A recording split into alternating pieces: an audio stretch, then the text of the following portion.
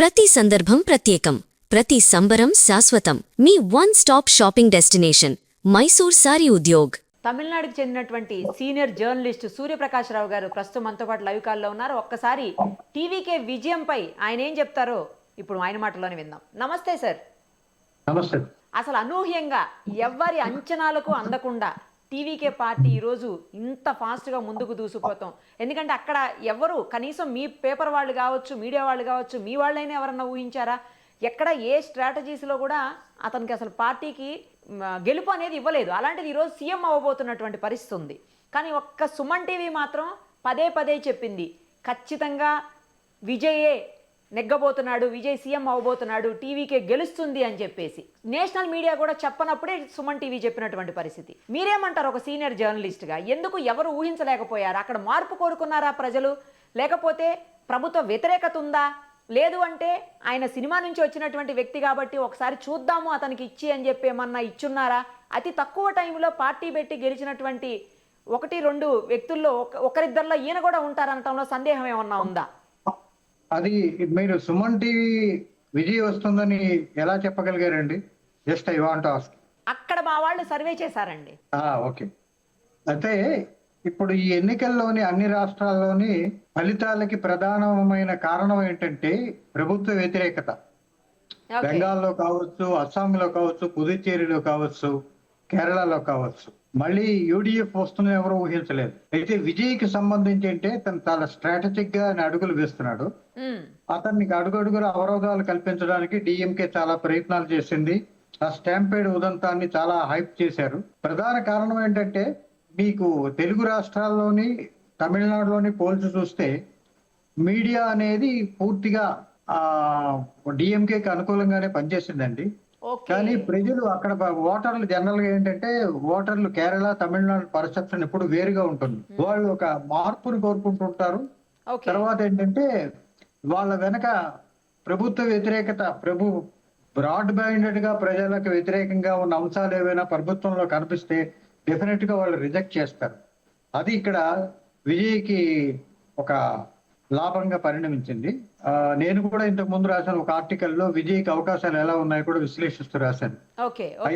అయితే విజయ్కి ఏంటంటే విజయ్ అయినా క్రిస్టియన్, ఆయన క్రిస్టియన్ గా చెప్పుకున్నాడు. కానీ బట్ ఈ బిలాంగ్స్ టు హిందూ ఫ్యామిలీ. వాళ్ళ విజయలక్ష్మి గారు చాలా భక్తురాలు. ఎందుకంటే విజయ్ సినిమాల్లో ప్రారంభించిన నాటి నుంచి నేను అతన్ని గమనిస్తూ ఉన్నాను, అతన్ని కలుసుకున్నాను చాలా సార్లు. వాళ్ళ ఫాదర్ చంద్రశేఖర్ కూడా, ఎస్ఏ చంద్రశేఖర్ గారు కూడా చాలా గొప్ప డైరెక్టరు. అన్ని మతాలకు అతీతంగా ప్రజలతో కలిసిపోయిన కుటుంబం వాళ్ళది. అయితే ఇప్పుడు విజయ్ రాజకీయాల్లో ప్రవేశించడం వల్ల విజయ్ కూడా ఒక అందరి యువకుల్లాగే ఒక ద్రవిడియన్ రాజకీయాల్లో పెరుగుతున్న అవినీతిని ప్రతిఘటించి ఒక కొత్త మార్పును తీసుకురావడం అనే ఉద్దేశంతో ఆయన వచ్చాడు. ఆయన వెనక ఉన్న వాళ్ళు కూడా చాలా చక్కగా అతన్ని నడిపించారు. ఇది ఒక కారణం. అయితే అతను డిఎంకేలో క్రిస్టియన్స్ మెజారిటీ ఓట్లు విజయ్కి పడ్డాయి. తర్వాత క్రిస్టియన్స్ గెలవరు, క్రిస్టియన్స్ ఓట్లు పడ్డం ఒక కారణం. అలాగే హిందువుల్లో కూడా దీన్ని వ్యతిరేకించిన హిందువుల్లో కూడా వాళ్ళు ఉదయనిధి మారన్, తర్వాత స్టాలిన్ హిందువుల మనోభావాలను దెబ్బతీస్తూ చేసిన ప్రకటనలు అవి కూడా ఒక రకంగా వాళ్ళ పట్ల దేవుని పట్ల వ్యతిరేకతను పెంచి విజయ్ వైపు ఇదయ్యాయి. అట్లాగే బీజేపీ వ్యతిరేకులు అన్నాడీఎంకేలో కూడా, డిఎంకేలో ఉన్న బీజేపీ వ్యతిరేకులు కూడా విజయ్ వైపు మొగ్గు చూపారు. అది ఒక కారణం. తర్వాత ద్రవిడ రాజకీయాలతో చాలా వరకు సగం మంది విసిగి వేసారిపోయారు. ఎందుకంటే వీళ్ళు కాకపోతే వాళ్ళు కాకపోతే వీళ్ళు. ముంగా అవినీతి, తర్వాత దోచుకోవడం, తర్వాత రకరకాల అత్యాచారాలను, వీటిని ముఖ్యంగా ఏంటంటే జయలలిత పీరియడ్ లోని ఉమెన్ మీద అత్యాచారాలు అవి చాలా తక్కువగా ఉండేవి. అది డిఎంకే. తర్వాత రౌడీజము, తర్వాత పోలీసులు ఇష్టారాజ్యంగా వ్యవహరించడం అనేవి డిఎంకే పాలనలో కరుణానిధి నుంచి బాగా ఉన్నది. అదే కారణం మీదే జయలలిత 2 సార్లు గెలవగలిగింది. అయితే మళ్ళీ డిఎంకే లాస్ట్ ఎన్నికల్లో అన్నాడీఎంకే వాళ్ళ ప్రచారం కూడా అదే. డిఎంకే అనేది వస్తే మళ్ళీ రౌడీజం, గూండాయిజం పెరుగుతాయి, దళితులు మహిళల మీద అత్యాచారాలు పెరుగుతాయని పదే పదే హెచ్చరించారు. ఓకే. అలాగే అన్నా డిఎంకేలోని బీజేపీలో ఉన్న హిందూ మనోభావాల్ని బలపరిచే వాళ్ళు కూడా ఇదే నినాదంతో చేశారు. డిఎంకే అనేది వస్తే వాళ్ళ నాస్తికత్వాన్ని రుద్ది చేసి మన మీద రుద్ది ప్రజల్ని చాలా ఇబ్బంది పెడుతుందని చెప్పారు. సో ఇవన్నీ కూడా they culminated in to the victory of Vijay. ఇప్పుడు అది ఒకటి. తర్వాత డిఎంకే చాలా విజయ్ పట్ల అతని ప్రచారానికి అవరోధం కల్పిస్తూ అతనికి చేసిన వ్యతిరేక ప్రచారాలు కూడా ప్రజల్లో ఒక రకమైన దీన్ని ఆగ్రహానికి గురి చేసి విజయ్ తోటి ఒక కొత్త మార్పుని, జనరల్ గా తమిళనాడు పీపుల్ ఎప్పుడు పాలనా పరంగాను సంస్కరణల పరంగా ఒక కొత్త మార్పును కోరుకుంటారు. వాళ్ళు ఎప్పుడు అభివృద్ధికి ఓటు వేస్తారు. అందుచేత ఏంటంటే ఇప్పుడు విజయ్ ఒక కొత్త మార్పును తీసుకొస్తాడనే ఆశతోటి ముఖ్యంగా ఎక్కువ శాతం క్రిస్టియన్లతో పాటు క్రిస్టియన్లు, బీజేపీని వ్యతిరేకించే హిందువులు, ప్లస్ అత్యధిక శాతం యువకులు, అక్కడ సినీ గ్లామరు, ప్లస్ ఏదోనా కొత్తదనం తీసుకురావాలని తపనున్న యువకులు, వీళ్ళందరూ కలిసి విజయ్ని ఇప్పుడు అధికారంలోకి తీసుకొచ్చే పరిస్థితి కల్పించారు. ఇక్కడ మన తెలుగు రాష్ట్రాల్లో అప్పట్లో అంటే ఉమ్మడి ఆంధ్రప్రదేశ్లో ఎన్టీ రామారావు గారు లాగా అతి తక్కువ కాలంలో పార్టీ పెట్టి విజయాన్ని సాధిస్తున్నటువంటి వ్యక్తిగా మనం విజయ్ గారిని చూడొచ్చా?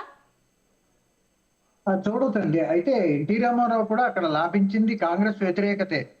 ఎందుకంటే అన్ని 50 ఏళ్ళు కాంగ్రెస్ అప్పటికి 35 ఏళ్ళు కాంగ్రెస్ పాలనలు విసుగు చెంది కొత్తదనాన్ని కోరుతూ, అది ప్లస్ ఎన్టీ రామారావు గారి గ్లామరు అది కూడా పనిచేసి అతను చరిష్మా పనిచేస్తుంది. మీకు పూర్వం ఎన్టీ రామారావు గారికి ఏదో గొప్పతనం ఏంటంటే ఎంజీఆర్ కి రాజకీయ అనుభవం ఉంది. ఆయన డీకే పార్టీలో ఉండేవాడు, తర్వాత అన్నాడీఎంకేలో చేరి ఆయనకు ఒక రాజకీయ అనుభవం, ఆయనకి ఒక గుడ్ సమరిటన్ అనే పేరు, ఇవన్నీ ఉండేవి. రామారావు గారికి అటువంటి వారసత్వమే కొంత సంక్రమించింది.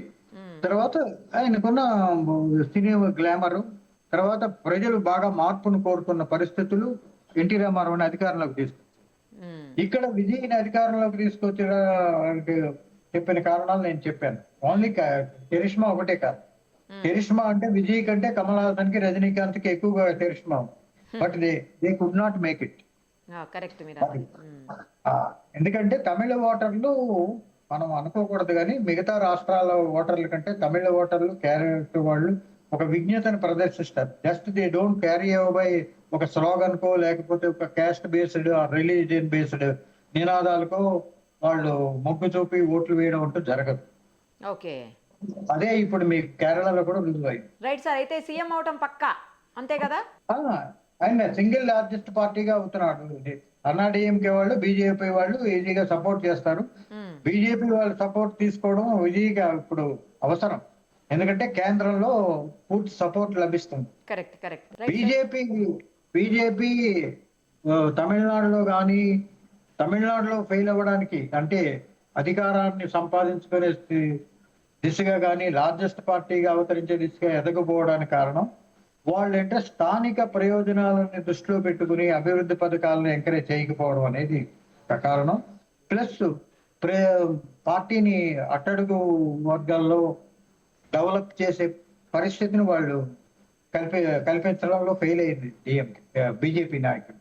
సరైన నాయకత్వం లేదు. ఓకే, అంటే విజయ్ ని రకరకాలుగా ఇబ్బందులకు గురి చేశారు ప్రభుత్వంలో అప్పుడు డిఎంకే వాళ్ళని అంటారు. నిజమేనా? అది కూడా ఇతని మీద ఏమన్నా అంటే ఆ నెగటివ్ గా అది కూడా పనికొచ్చి కసి కొద్దీ విజయ్కి ఓట్లు వేశారు. ప్రకారంగా కూడా జననాయకన్ అయితే అసలు ఆపేశారు కూడా, రిలీజే కానీ విషయంలో కూడా చాలా ఇబ్బంది పెట్టారు. అదే తర్వాత కోర్టు కూడా తీర్పు చెప్పింది కదా. ఆ సానుభూతి కూడా ఏమన్నా కలిసి వచ్చింది అనుకోవచ్చు. సానుభూతి కూడా పనిచేసింది. The all factors culminated into his success. అదే కర్ణుడి చావు కారణాలు అనేకం అన్నట్టు ఆ పార్టీ ఓడిపోవడానికి, విజయ్ గెలవడానికి అనేక కారణాలు కలిశాయి. అవునవును. రైట్ అండి. Let us see. డిఎంకే ఏమో రాక వచ్చిన అవకాశాన్ని చాలా దుర్వినియోగం చేసుకుంది.